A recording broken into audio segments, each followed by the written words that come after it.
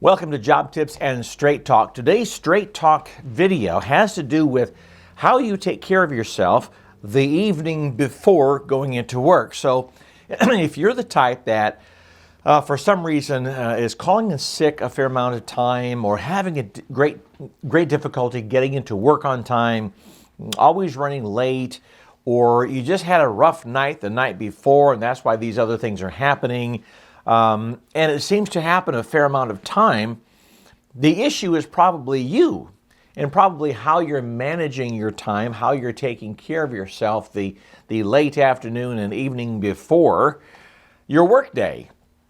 And so I'll just share with you, in our company, we have a number of employees, and one of the employees has a regular event, at least once per week. He's coming in late, or maybe once every couple of weeks he's calling in sick, just had a real rough night the night before. Now bear in mind, this individual is single, has no wife and no children, has a roommate, might have a different roommate, sometimes it's his brother. He has, the crowd that he runs with is a somewhat unsavory type of crowd.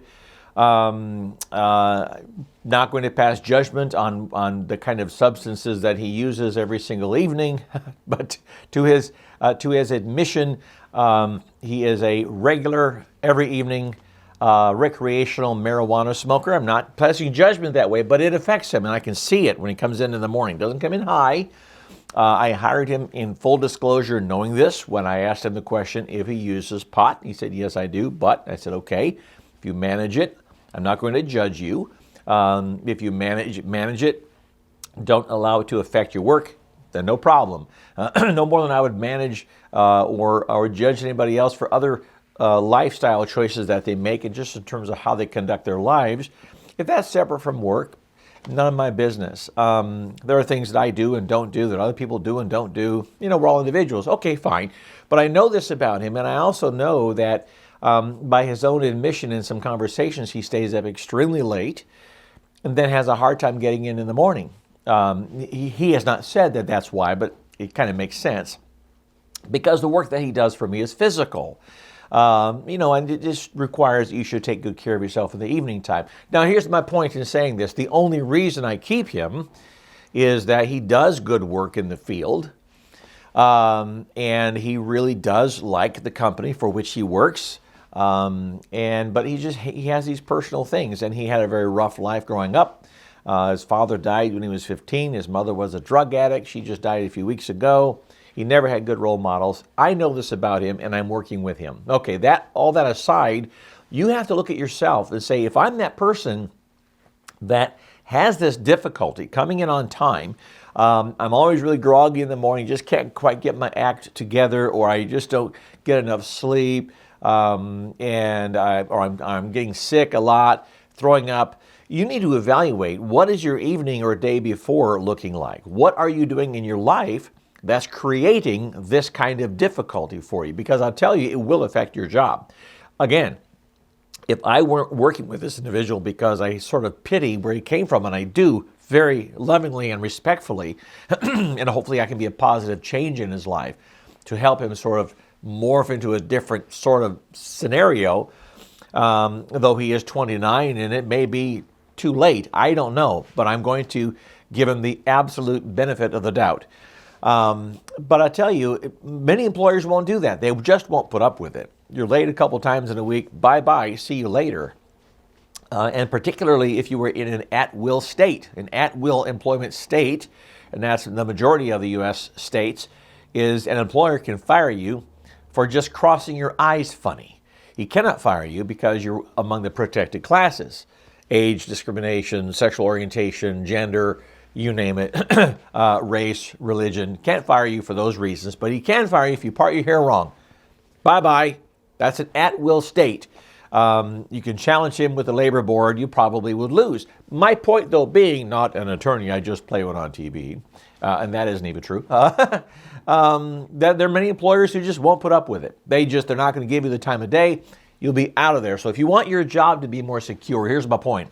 Get a good night's sleep. Recognize if you have bad maybe your roommates, and find a way to change the company you keep. If you cannot get to bed on time at a reasonable time to get a solid 8 hours, well, I only need 4 hours of sleep. Hogwash. Most people need more than that to be able to function up here and not come in groggy every day and then maybe have the quality of your work possibly suffer. Or maybe you're just super tired, you're coming in and you're going to be operating equipment or machinery or a company vehicle, and then you have an accident or you lose an arm. Think about that. So straighten those pieces out, and I think you'll be okay. The company you keep, the habits you have the night before, the amount of sleep you get, and maybe some dietary things. Now, I don't have the best diet, I admit to you, but how I eat and whatnot does not affect the quality of my work. So take all that into consideration. I won't keep going here. Hopefully this helps you. You might see yourself in the mirror here. If you do, you got some things you can change. Recognize there's not always somebody out there. There's one more point here. This individual often says it's always something else. It's always something else. It's never his own fault. He's not being very introspective to look in the mirror and say, what is it about me that's causing all these issues at work, or that is causing these issues with me being able to get into work on time or not calling sick or what have you. I'm careful, and this may be on me, and I recognize that I haven't really busted his chops about this. There may be a point in time, in fact, there probably will be in the near future, where I'll have to sit him down and frankly have a come to Jesus meeting and say, this has to change. You are losing yourself in this job, and we can't keep you if this continues. I don't want to have that conversation, but that may be what is required to have him straighten up. The concern I have is there's a very tight labor market right now. That is to say that many, many people are not going after these service company jobs. They're sitting at home doing YouTube stuff or doing affiliate marketing, all kinds of other things, which you can do to make money. It's a different era today. And my concern is with the staffing issues we do have. He does have quality work when he's here, and he's here 95%, 98% of the time. Let's be real here. But just the same, if I do lose him, I lose productivity, company volume, and so on. So it's a win-win by having him, although I have to deal with these issues. The other part, though, is that getting really in someone's face about these issues after a lot of kindness, like I've been so far exuding, again, this may be my problem.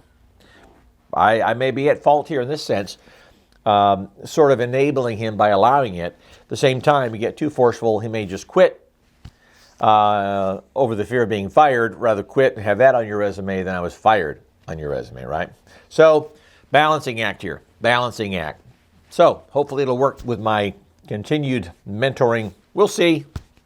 There may be a video you see down the road where I say, he left because I got too tough with him, but just the same, that's another issue. Get yourself fixed. Your career will be better, your job will be better, your opportunities for growth, advancement, pay raises, all that will be better.